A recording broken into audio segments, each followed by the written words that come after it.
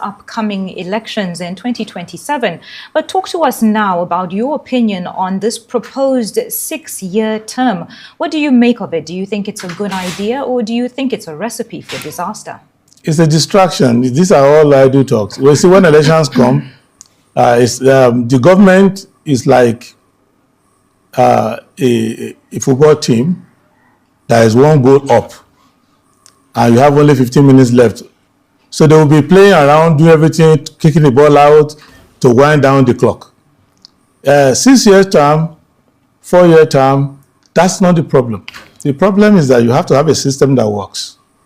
You have to have a political system where the voter decides the winner, where nobody watches INEC as if you are watching a secret society, and that political parties raise ideas and raise new people, so that when you go to a congress of a political party, you go to the convention, they will raise new people that will give you hope. So Nigeria has people like this. So there are solutions to these kind of problems that we have, and they will come up with other things that will work. So my focus, as we are heading towards June 12th, is that we must, once and for all, kill the demon of rigged elections. We must, once and for all, allow the voter to vote. So the issue of how long you stay in power and all of that is irrelevant. It's what you do when you get there. So I think the present system of 4 years, and if you are good enough, you go for another 4 years, it is good enough if the people who are actually going to the government are going there only by winning free, fair, and credible elections. We should focus on that now. And you think you can win free, fair elections to become Nigeria's president? You have positioned yourself as the ideological alternative to the governing APC and other political parties, but there are those who still see SDP as, electorally marginal. They don't think that you have, what it takes as a political party to win the presidential election, but yet you're back again in the ring to contest. What's driving this confidence? Is it just contesting for contesting's sake, Prince? I have other things to do if I want to entertain myself. I have a lot of hobbies, which we'll talk about later if you have a social program.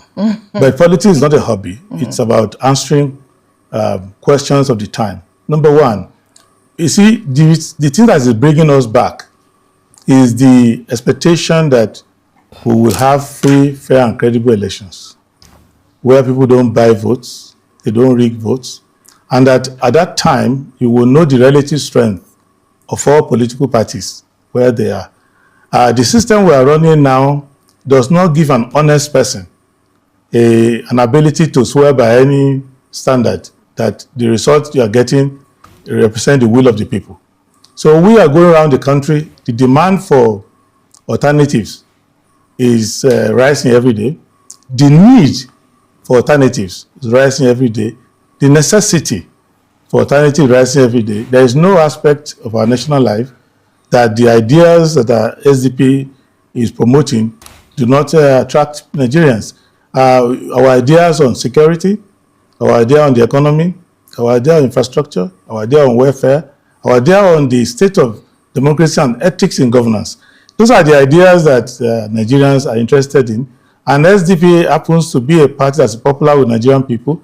It's because of SDP that we have this June 12th Democracy Day. And we have grassroots. The only problem we've had in the past, and if the politics continue like this, we will have it, is that we are an ethical political party. We can't buy votes. It's in fact dignitas. We can't do that. We cannot buy votes. We can't campaign on ethnicity and religion. So you can't come to SDP and say, it's the turn of my people or the turn of my religion. We'll kick you out immediately. You can't come and corrupt our system. You can't bring money that we cannot defend to our party, and you can't break our rules. So in this kind of stricture, this kind of disciplined environment, those who are indisciplined in the short term gain an advantage. But over time, when the system cannot sustain itself and the system is crushing those who are perpetrating all these illegalities, and Nigerians pay more attention to the idea that we must have free, fair, and credible election, and that people don't talk about war chest and all those illegal pseudonyms that people are using. that they now focus on how popular is this party, how good is this candidate, how free from scandal and problems and corruption are these candidates, how sound are they, how competent are they, do they understand issues? So when we get to that stage, we are the parties to beat. And that is where we are trying to push the rest of the country. That's why we lead by example. That's why we try our best to make sure that we don't copy the shortcuts, which look like people are winning. Sometimes we feel, our members feel jealous when they see competent people being sworn in as ministers, using 15 trillion to do a road that 5 trillion or 4 trillion will do, the other things like that.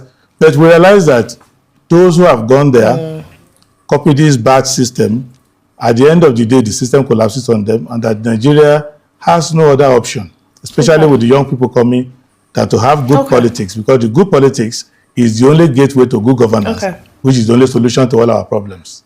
All right. Now, you know, while you're in that breath, you had quite a fiery outing in Bauchi a few days ago. And, you know, you brought a lot of issues into the public space. I want to focus on economic issues because you were criticizing the removal of fuel subsidy. So my question is, if you are elected, would you return fuel subsidy? Because the concern here is that you're saying the removal of fuel subsidy is what has plunged us into poverty. So do you think that subsidy should come back? Is that part of your economic ideology for Nigeria? No, the issue is this. Removal of subsidy was a big mistake. President Tinubu has gone on to now make even bigger mistakes over time. What we are saying is that when we were debating 4 years ago, we were the only one saying, don't be deceived by this issue of removal of subsidy for 3 reasons. One, there was no subsidy to start with. We said that there was no subsidy. What they were doing by way of removal of subsidy was price adjustment for products that they did not produce. And the ability to produce those products rested in taking care of the 4 refineries that we have, 2 in Port Harcourt, 1 in Warri and 1 in Kaduna. And the amount of money we were spending on turnaround maintenance were not accounted for. So what we had proposed was that we'll have a 3-step approach.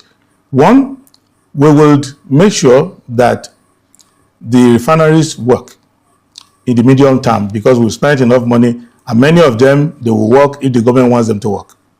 Second, that we will take our people, especially the vulnerable people, the low-income people, the energy-poor people, away from the need for petrol. Because when you have multimodal transportation, which you can get within 6 months, and workers use their employment card to take transport to work, they will not be forced to bother too much about the price of petrol. And lastly, that structurally, Nigeria is able to produce more refined products than we are consuming. And the net export balance will be used to make sure we have price stabilization. And our point of departure from the government was that they did not understand the multiplier effect. And if you don't understand multiplier, you have no business running an economy. The importance of petrol pricing is that it hits you on both ways. It raises your factor cost for productivity, industries, offices, and all of that. It also raises your cost of living, which affects your welfare, which affects your inflation. So now, that narrow band of managing what was around 2 trillion, that it was a 400 billion by Buhari's last year was good to about 2 trillion. Managing the 2 trillion in subsidy, which was essentially about the issue of law enforcement, proper audit of government spending, and if you look at the issue raised by Sanusi, Lamido Sanusi, when he was CBN governor, regarding the shipping, even I alone, using my own laptop or borrowing one from Yolanda or this one here, I can calculate for you how many vessels bring product in, who is using them. I can meter all flow stations and fueling stations within 6 months. But they didn't do that. They wanted to use that as a boogeyman. The way they are using kidnapping now as a boogeyman to frighten people, something they can deal with immediately. They were now using that as a boogeyman to create a new petroleum industry in which people in government are players. So you think and they are the kidnapping happening right now is fake? Are you saying that the kidnapping happening right now is being staged? Are you blaming the government for the level of kidnapping we are witnessing? Of course, government is responsible for the kidnapping that is going on. Okay. I am the principal. Do you have evidence to prove that? I have evidence to prove that. You know, unlike many people who stay at home and comment, I go to the places where these kidnappings take place. I interact with the people. And it's very clear that only on rare occasions, very rare occasions, like 1%, do the people there not already be expecting. I can give you a list of communities that have reached out to me to say, we got notes from some people saying they want to kidnap us. We've seen some strange movement. We've informed the government. They don't respond. And there are 3 reasons why they don't respond. One is lethargy. The fact that they are not serious, because the definition of security in Nigeria is regime safety, regime security. How to protect the president, villa, governor, a few senators, and businessmen. That's all. Outside that, they don't care. Second problem that they have is that if you go and ask the DSS, if you go and ask many of the security agencies, we are extremely competent in the area of gathering intelligence. But when you gather intelligence, you need it to be actioned by somebody. And if the people who are responsible for ordering security measures don't have time, I don't want to go into too much detail, but I can tell you, interview security personnel. There are certain sensitive security personnel, they don't have access to even see the commander-in-chief, not to talk of discussing their security estimates. Thirdly, the structure of our law enforcement is that we've killed the police completely. When you see Nigerian police on the road, they're just merely decorative, because tasks which they can do, exercises which they can do, reconnaissance that they can do, is now being given to the military. Therefore, taking the military away from the strong theater where they can do their own kinetics with terrorists. So, and the last part, which is the shame of it all, is that it is a lucrative business for those who are in government. That is where they spend their security votes, buy themselves houses abroad, Mercedes, and do everything in the name of saying, I pay so billion to so number of bandits that you don't see.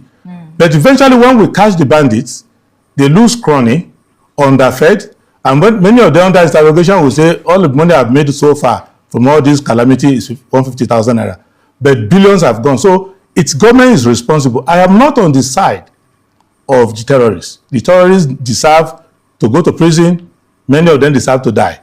The issue is that the government is an enabler, deliberately and carelessly enabling this situation.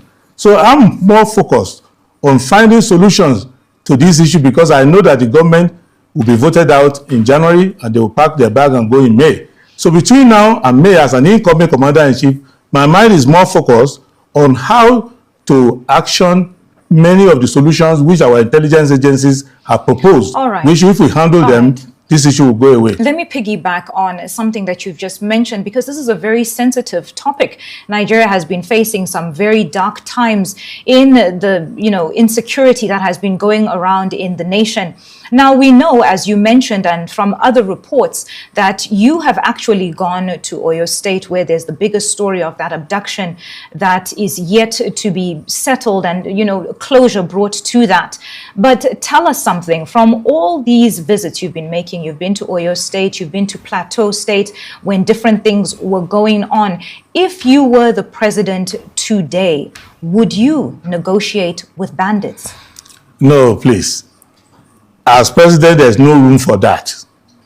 You can't form partnership with criminality. You cannot share your territorial integrity with bandits. And who are these bandits? If you profile them, these are low-level combatants. They're not really, it's not like the bigger threat like Russia is attacking Ukraine. These are just... But we see them becoming bolder with their actions. They are becoming bolder because the government is creating space for them. Anybody will be bold until a bullet hits them in the forehead. So the issue is that the government has the bigger gun, they don't want to use it. They have the bigger intelligence gathering, they don't want to use it. Many of the people are threatening to protest on the street now. There are people government could have recruited into the armed forces, into the police, to make sure that we're able to protect our community. Every service that we have has sterling qualities of officers. You look at the Nigerian police, you can underrate them. You're underrating them at your own peril because Nigerian police is extremely competent, but they are extremely subservient. Because the way our security architecture is done, politics trumps professionalism. Before a commissioner of police can pay attention to this job, he's been called by the governor 5 times. Before IG of police can pay attention to his job, he can be asked by the president, go, my party is doing congress somewhere or convention, carry 3,000 policemen, go there. Somebody is insulting you or somewhere, go and arrest him. So our police under me, our law enforcement will be purely free from daily government control. Our job is to pass laws for them to enforce, not to use politicians to control them. There is nowhere in the world where I practice in many countries, as you know, there's none where the policemen are under political control. The Prime Minister of the United Kingdom cannot call Scotland Yard and tell them, go arrest somebody. But they are independent of their own. So that's level of independence what you will require. But here, the political class has swallowed the security professionals. So we need to decouple that. But our problem, I want to let Nigerians know, there is no terrorist, there is no bandit, there is no kidnapper that is capable of in Nigeria overwhelming the government. The government doesn't care about taking care of you, so you need to take care of yourself by making sure that immediately you raise this demand loudly. When you have threats facing your community, don't wait for it to happen. Immediately start to draw attention of government. And when it's time to vote, put your own security as number one. Don't put ethnicity, don't put money. Make sure that you can be alive. And the only way you can be alive is to have a government that wants to keep you alive and perform its function under the Constitution. And that's why the SDP is available. That's why we're going around the country to know the communities. But there are those who will say talk is cheap, Prince Adewole. It's easier said than done. No, talk is criticize government, but when you get into government, the realities may be different. No. You see, talk is not cheap.